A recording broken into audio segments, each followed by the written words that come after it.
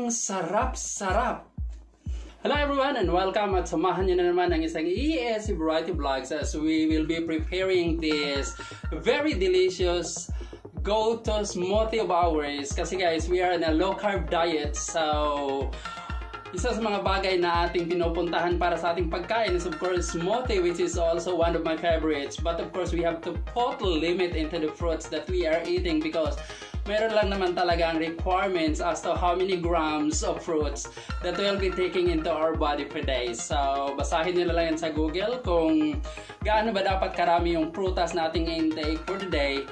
But of course, beside that, then we are into green leafy vegetables or basta leafy vegetables, yun na yun. And of course, for our protein, because it's necessary kapag ka mag-low carb diet tayo guys, don't forget that you have to eliminate that heavy carbs, but you have to replace it with protein. So, hindi talaga pwede na walang protein in your diet kasi that protein will give you the nutrients, the energy that you'll be needing for the day.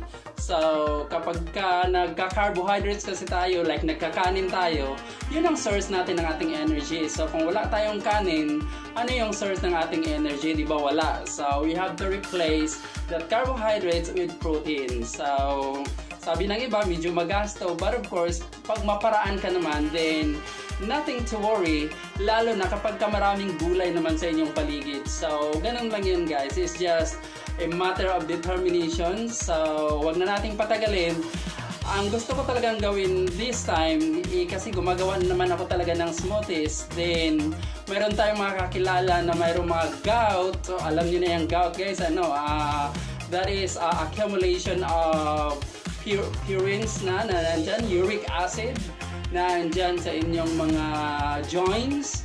And talagang mapapaaray ka kapag ka magkakaroon ka na ng gout. So, ingat-ingat sa ating mga kinakain, especially those foods na high in purines. So, kung tinatanong nyo kung ano yung mga pagkain na high in purines, then sunod na siguro yan na video guys. Kasi ang haba-haba at ang dami-dami na gusto nang alamin ng nakararami. Basta, ang number one sanhi talaga ng gout is purines. At nakukuha yan mula sa mga pagkain.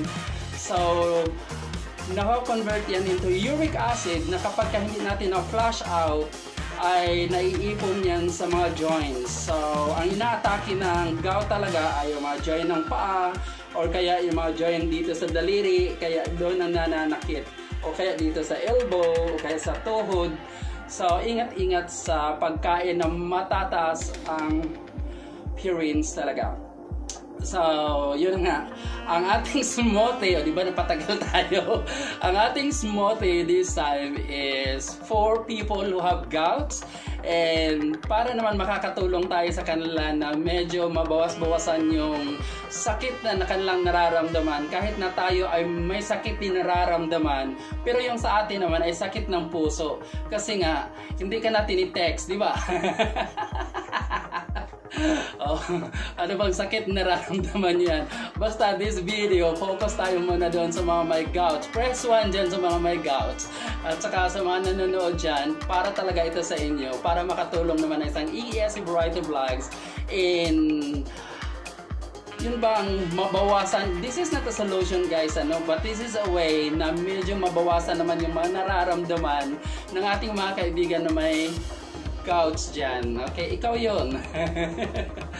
Alright, so ang ating gagamitin this time, of course, we have here the very delicious pineapple na talagang very, useful for people who have gouts.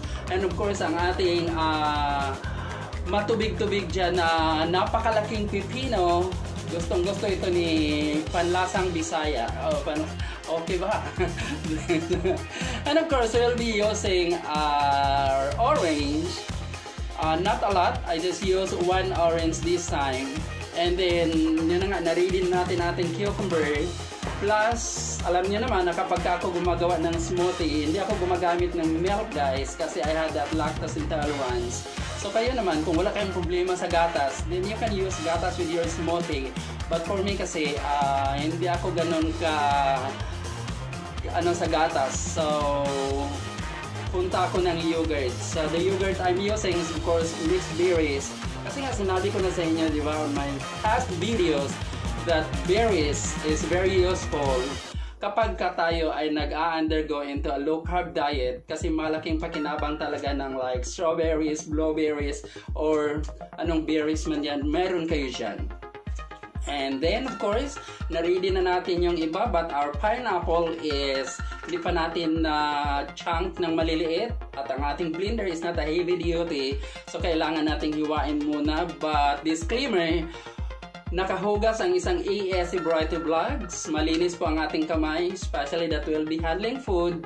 So kailangan malinis ang ating kamay, kasi itong pagkain na to ay ipapasok natin sa ating bunganga. At dapat nyong alamin guys, lahat ng inyong ipapasok sa inyong bibig, lahat ng ilalagay niyo sa inyong bunganga, see to it na malinis, na hugasan, na sabunan, na kuskus pa yan kung kailangan kuskusin.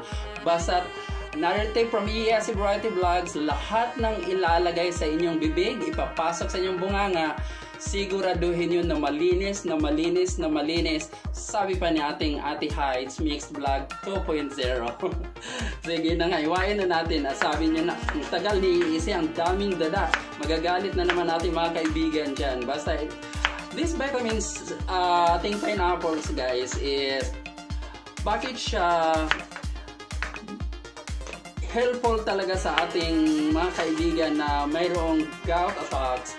It is because itong ating pineapples is rich in fiber and of course in vitamin C.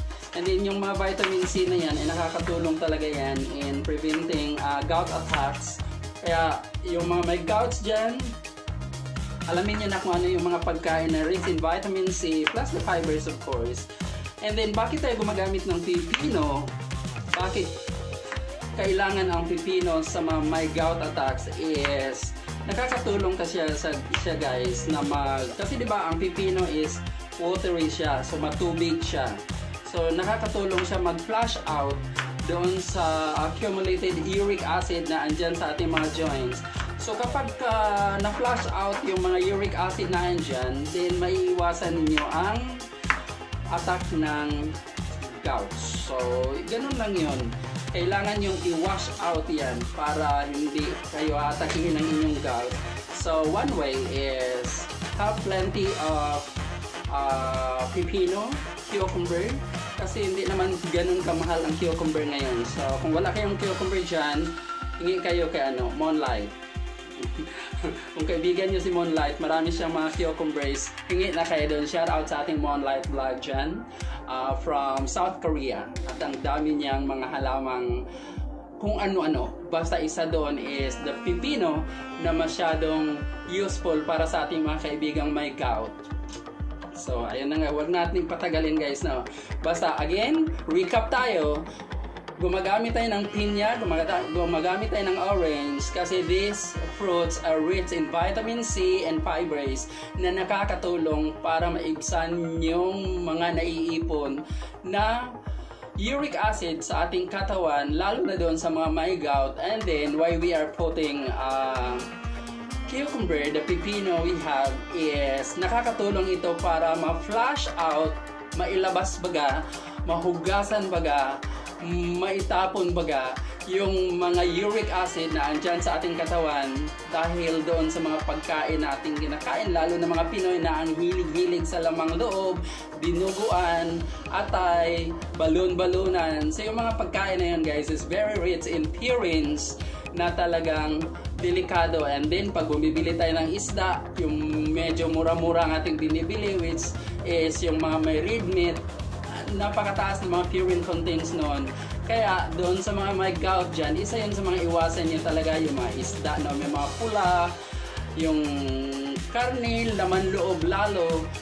Ingat-ingat kayo dyan. Sisig, iwas dyan. So anyway, itong ating smoothie this time is nakakatulong ito sa inyo. So wag na nating patagalin at medyo galit na yung iba, but ang tagal matapos. So sabi natin, if nanood kayo sa ating previous smoothies, liquid first, but this time I will not be using water. So gagamit tayo ng Boko juice guys. So hindi ko na ipapakita sa inyo anong brand, but this is 100% Boko juice. And mas maganda itong electrolyte also. So I will just be using a half of the glass yan sa ating buko juice. And then of course, sabi ko nga sa inyo, gagamit tayo ng mixed berries yogurt. So, ito na yung ating yogurt, and this is very delicious actually. This is my favorite yogurt because it's double protein. So, kasi nga wala tayong carbs, kailangan natin mag-protein guys. So, ilagay na muna natin ito. And ang tabay lang kayo dyan matapos itong ating ginagawa. Kasi sa makakahintay dyan, bibigyan ko kayo nito pag hindi kayo aalis dyan hanggang matapos itong ating ginagawang smoothie. Kung aalis kayo kasi may ginagawa kayo, hindi kayo makakatikim nito. Kayo rin. Anyway, so sunod na natin yung ating cucumber kasi medyo malambot siya. So para hindi mahirapan yung ating blender naman dyan mag-ikot-ikot. Then of course ang ating orange. And seedless po yan guys ha. So huwag kayo mag-alala. And then include na natin yung pulp kasi masarap yan. And fibers na rin yan. So malaking tulong yan sa ating katawan. Especially sa iyo na may gout. So iwas-iwas tayo guys. Kasi pag may gout talaga, mapapaaray ka talaga. Imagine mo ba naman, hindi ka makakapunta sa birthday kasi hindi ka makakalakad, hindi ka makaka-attend ng kasal na may masarap na lechon doon kasi bawal sa'yo ang lechon at may gout ka. So, ganon siya kahirap kapag ka may gout.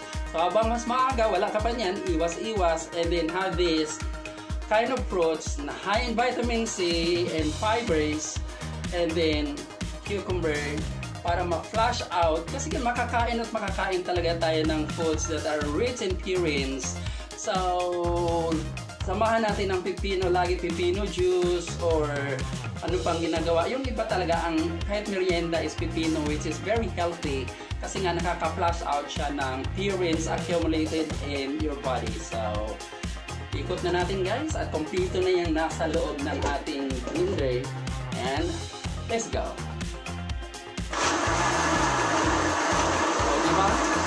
Hindi siya nahirapan umikot kasi una natin yung liquid and then the cucumber which is watery also. So hindi nahihirapan yung ating blender. So ganun lang. Tulungan niyo lang yung inyong mga gamit na nandyan sa bahay. Hindi porke na kung ano-ano na lang yung una. You also have to think kung paano niyo matulungan yung inyong mga gamit dyan sa bahay. So napahaba ng ating video. And tapusin na natin dito. Tikman natin ang ating nagawang gout-friendly smoothie. Kung gaano ba ito kasarap. And let's try it ourselves. Tayo ang unang titikim of course. Hindi kayo ako ang unang titikim. And this is for you.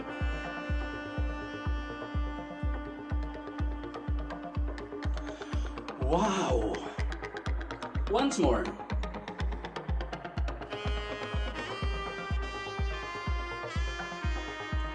Ang sarap-sarap. And thank you really for watching. And you can do it also at home. Then you can modify guys.